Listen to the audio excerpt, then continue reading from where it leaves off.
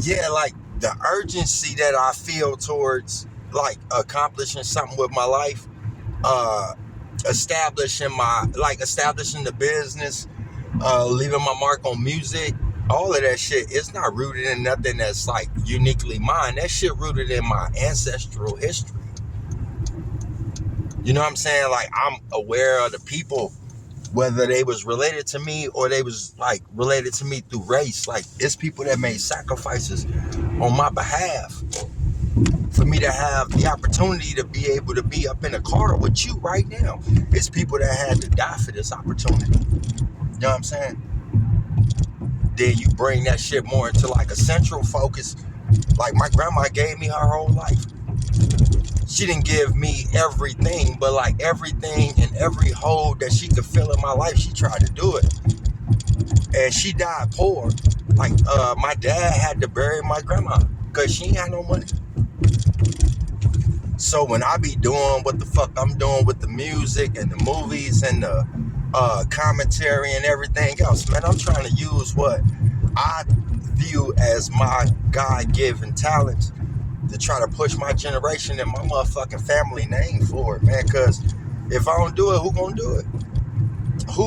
I don't have nobody that came after me that I can look at to do a job that was uniquely mine. It's my job to do better than my mama did. It's my job to do better than my daddy did. It ain't my cousin or my little cousin job. That's my motherfucking job. Until the day I die, it's my job to try to take this shit further than they was able to take it. You know what I'm saying? So I think like the shit we was watching yesterday, we was watching about the Tulsa massacres, and we was watching about the Red Summer of 1919. We was watching documentaries about that, and I don't think it was no better way to communicate to you like why I have such an urgency to accomplish something in my life. You know what I mean? Like, I ain't got no kids. I ain't reproduced nothing. My music is like my babies. Like, my music is like my kids. But even in that context, I got to make sure that my kids, goddamn it, take it further than I was able to do. So I got to keep grinding. I got to keep making music. I got to keep finding ways to stay relevant. And I got to make sure that I keep that urgency at the forefront of everything I'm doing, because that's the difference between success and failure. Like, motherfuckers be out here trying to be a rapper, trying to be something, but you don't even have no fuel to like fund your motherfucking dreams. Like, you don't have no real basis for what you're doing. You just want some money or something.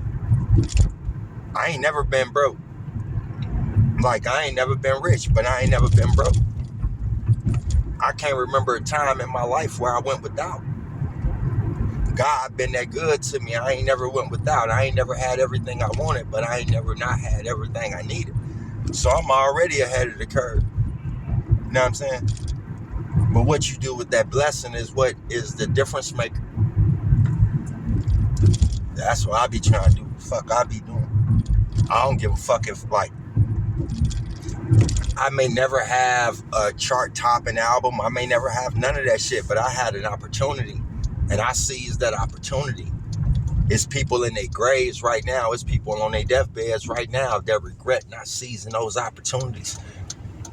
So I'm living like a high supreme life. I'm living on a plane that most people can't live on because I don't have the traditional fears. Whoa, we pulling up on an accident. I hope everybody all right. But yeah, it's that. I can't even turn the camera around. I knew it was a Mercedes-Benz and a Corolla. The Corolla looked like it got the worst of it. The Mercedes is in pristine. Hope everybody all right. You know what I'm saying? I had a lot of people was hitting me up and they asking me like, what's up with this EDM and all of that. And I was kind of like on some professional business owner type of situation. I was kind of taken aback by that. You know what I mean? Because you the one who made the differentiation between genres, not me. I'm a musician. You know what I'm saying? That's the most important thing. That's the imprint I want to leave behind when you talk about Big Dawg079. I'm a musician. So it ain't no genre of music that I'm afraid to touch. It ain't no cultural boundaries that restrict what my creativity is. Music is all about vibrations. You hear motherfucker talking about, the vibes and all that. Vibes is short for vibrations. So if you're a musician, like, you should be in tune with musical vibrations, the vibrations that is formed when musical instruments are played. That should speak to you more than anything else.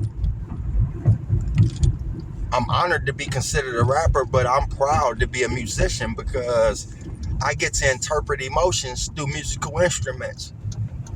And it would be just like a foolish gesture for me to confine myself to only hip hop or rap.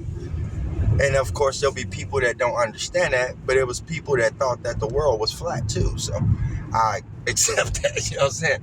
I accept that, like, it's just people,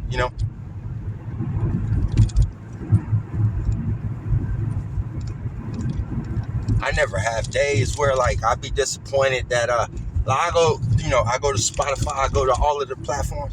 I don't ever be disappointed in whatever I got going on because I'm from a demographic and a culture of people that where the male figures of that culture don't make it past 21 most of the time. Statistics say a black man will most likely not make it to CDH 21. I'm already double that. So that means, like, I'm twice as good as you thought I was. You know what I'm saying? So now my journey and shit, what I'm doing with my life, my platform and all that, just trying to inspire other people to see what's possible when you test the limits, when you test what you've been told. You know what I'm saying? I'm excited about 27, see what happens.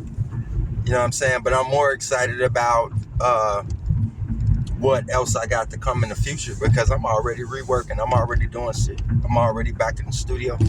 I'm already letting my brain do what it do and come up with new ideas and concepts and ways to reach, like, larger amounts of people. You know what I mean? That's like I was telling you with the job searching and the job and everything like that. Always be able to see, like, past your nose. That's the fault of our human race, is that most people can't see past their nose. You can't put together or formulate a plan that's more than one step in action. You know what I'm saying? Develop and harness that and cultivate the ability to be able to think past one step. So, like, we got that one thing going on. We got that little, it's not what you wanted. It's not the amount of money that you worth. I'll tell you that. But it's an opportunity and it's something to build on. And I can be frustrated about not being able to do exactly what I want to do right now, or I can just look at that as this is just strictly temporary. It serves the purpose of today. It ushers me into tomorrow, you know what I mean?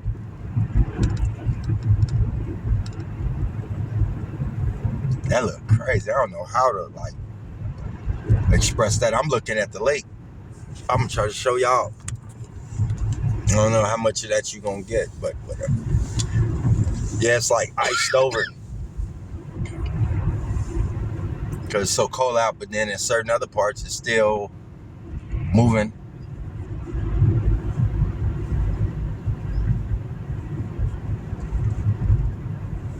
And my homie asked me, why you named the album Brave New World? He asked me that. And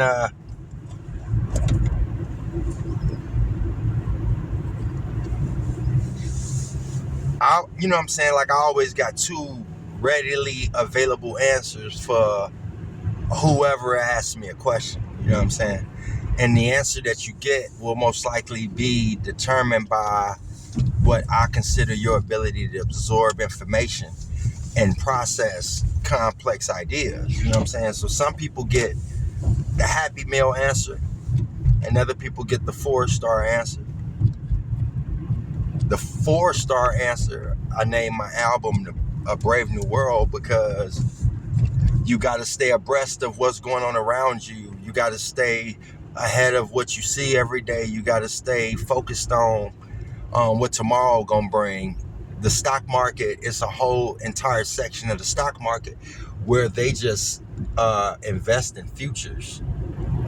They invest in projections. You know what I'm saying? Because people follow the trends of the market. So when you look at where we are as a country and everything that's going on with the coronavirus, whether it's the amount of crime that's prevalent in our country right now, we live in a brave new world, man. You know, with the advancement of technologies, the metaverse, and what all that will represent to the world in the coming years. We live in a brave new world.